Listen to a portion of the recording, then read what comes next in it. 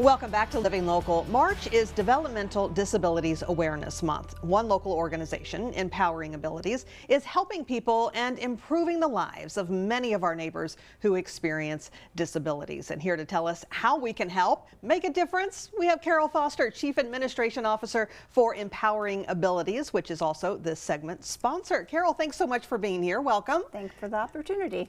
Okay, so first off, tell us a little bit about your organization, Empowering Abilities.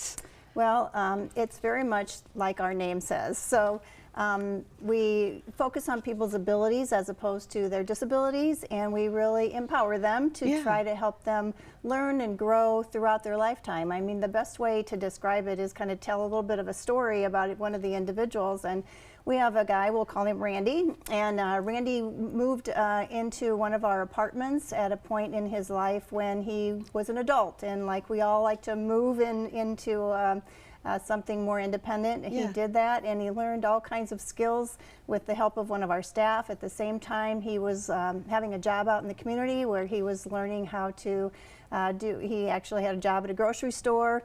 And then as his health declined, he could move into one of our other situations, which is a residential center, and get more assistance there with nursing care and that kind of thing. And now he attends one of our day programs where he learns and he's able to hang out with some of his friends and still learn and grow throughout his lifetime. So that's kind of encapsulates a lot of the things that we do.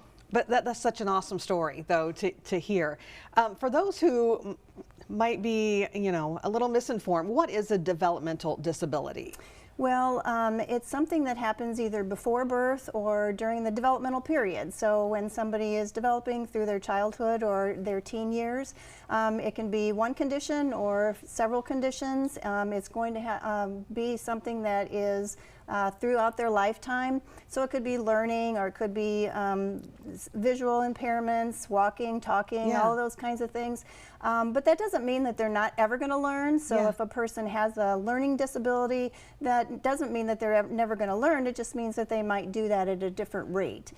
So you might see, people on TV that are very capable, and they obviously have a disability. And then we also work with people that need a lot of assistance in a lot of different areas. And then there's everything in between. It's just like the general public. We see people of all different abilities, and people with developmental disabilities are exactly the same. Yeah, and I think a lot of people, they think when they hear the word disability that it's something that they have to see. Right. And it's not always something. People that are in wheelchairs, or someone that has a visual impairment that has a cane. And that might be the case, but it's not always the case. That's not always the case. Not always. What would you say are the most common developmental disabilities? There's a lot of people that are diagnosed with autism spectrum disorders, ADHD, attention deficit hyperactivity disorders, cerebral palsy, and intellectual disabilities. But again, there's all kinds of variations in each one of those categories. So you'll see people that, like Randy that we were just talking about, that is very capable and has a lot of skills in a lot of areas. And then we have people that we help at Empowering Abilities that need a lot of assistance. And then there's everybody in between. In between. So March is Developmental Disabilities Awareness Month. Why is it important to have a month of awareness? Well, just like last week was Pi Day. Yes. There's all kinds of awareness things and all kinds of holidays. And the whole idea is to draw attention. So I'm able, or people like me are able to come on a great show like yours and tell our story. And so other people are able to learn about that. And that's really what it's all about. We want to make sure that people understand what people with developmental disabilities contribute to our community. They are your neighbors, they are taxpayers, they're making all kinds of contributions. You might see them at a River Bandits game, or they're bagging your groceries, or they're taking your ticket at a movie theater. They're all around, and we need to know what their capabilities are so that people have a better understanding.